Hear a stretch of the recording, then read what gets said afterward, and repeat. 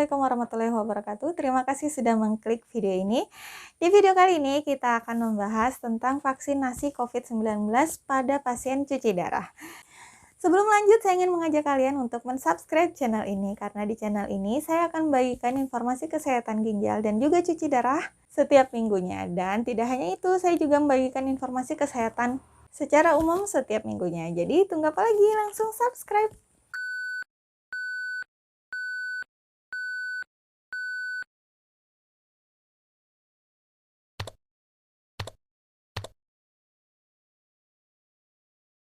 Vaksinasi COVID-19 pada pasien cuci darah tentu tidak asing lagi ya. Beberapa pasien kami sudah menjalaninya dan fine-fine aja, dengan baik-baik aja gitu. Namun ada beberapa orang yang masih mempertanyakan apakah itu boleh, apakah itu aman untuk pasien cuci darah gitu ya. Simak penjelasannya pada video berikut ini ya. Sebelum mengenal vaksinnya, kita kenalan dulu yuk sama COVID-nya. Walaupun COVID ini sudah banyak dibicarakan, tapi alangkah baiknya kita ulang agar lebih mengerti. COVID-19 merupakan penyakit menular yang menyebabkan infeksi pernapasan pada manusia. COVID-19 sendiri disebabkan oleh SARS-CoV-2 yang pertama kali ditemukan di Wuhan, Provinsi Hubei, China pada bulan Desember 2019. Makanya dinamakan dengan COVID-19. Pada tanggal 30 Januari 2020, WHO mendeklarasikan bahwa COVID-19 sebagai Public Health Emergency of International Concern dan tanggal 11 Maret 2020 status tersebut meningkat menjadi pandemi sampai sekarang. Pada tanggal 13 April 2020, melalui keputusan Presiden nomor 12 tahun 2020, COVID-19 sebagai bencana nasional non-alam. Sekarang kita akan membahas tentang sifat si virus SARS-CoV-2 tadi. Virus ini dapat bertahan di lingkungan atau tempat yang terkontaminasi 2 jam sampai 9 hari setelah ada orang yang terkena virus itu gitu. Lama virus itu bertahan di lingkungan tergantung dari jenis permukaan dan materi di permukaan yang ditempati itu apa.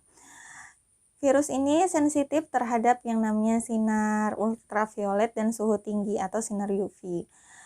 Virus ini kemungkinan dapat diinaktivasi pada suhu lebih dari 20 derajat Celcius. Lapisan lemak pada virus dapat larut dengan cairan ether, alkohol atau etanol 75% dan klorin yang merupakan bahan dasar dari desinfektan. Sekarang kita bahas tentang cara penularan si COVID tadi. Sudah tidak asing lagi ya, cara penularan ini dengan kontak langsung atau dengan jarak dekat. Makanya kita selalu diedukasi untuk menjaga jarak lebih dari 1 meter gitu kan.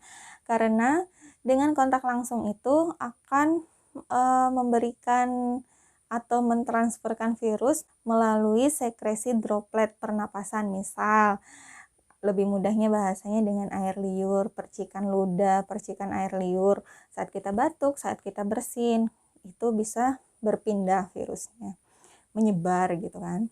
Kemudian cara penularan kedua melalui udara atau airborne transmission.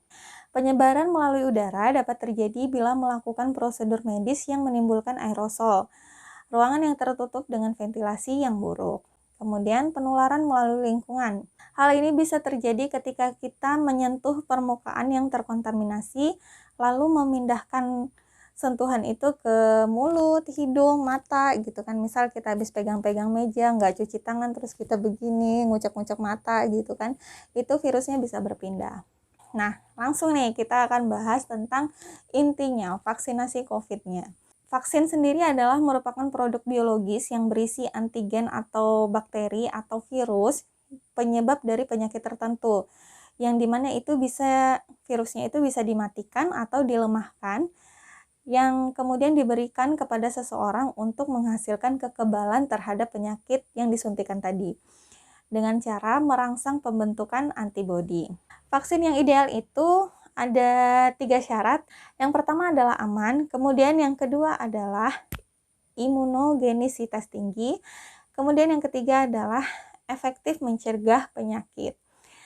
Dasar hukum dari pelaksanaan vaksinasi COVID-19 di Indonesia berada di Undang-Undang Nomor 4 tahun 1984 tentang wabah penyakit menular, kemudian tentang Peraturan Presiden nomor 99 tahun 2020 tentang pengadaan vaksin dan pelaksanaan vaksinasi dalam rangka penanggulangan pandemi Coronavirus Disease 2019 atau COVID-19. Kemudian ada tertuang di Peraturan Menteri Kesehatan nomor 28 tahun 2020 tentang pelaksanaan pengadaan vaksin dalam rangka penanggulangan pandemi Coronavirus Disease atau COVID-19. Kemudian tertuang juga di Peraturan Menteri Kesehatan nomor 84 tahun 2020 tentang pelaksanaan vaksinasi dalam rangka vaksinasi Coronavirus Disease 2019. Kemudian ada juga Keputusan Menteri Kesehatan Republik Indonesia. Sekarang kita bahas tentang mengapa sih harus vaksin gitu kan. Tujuannya tuh apa gitu. Tujuannya adalah untuk membentuk kekebalan kelompok. Jadi nggak cuma dirinya aja, tapi kelompok masyarakat itu kebal terhadap penyakit itu. Kemudian yang kedua adalah untuk menurunkan kesakitan dan kematian akibat COVID-19. Kemudian yang ketiga adalah melindungi dan memperkuat sistem kesehatan secara menyeluruh. Dan yang keempat adalah menjaga produktivitas dan meminimalkan dampak sosial dan juga ekonomi. Vaksinasi COVID-19 untuk pasien gagal ginjal, baik yang cuci darah, yang CAPD maupun transplantasi ginjal tentu diperbolehkan. Namun sampai saat ini masih membutuhkan surat rekomendasi dari dokter yang menanganinya. Namun nih tentunya setelah vaksin pasti ada reaksi-reaksi yang akan terjadi pada tubuh kita, baik itu reaksinya lokal maupun sistemik.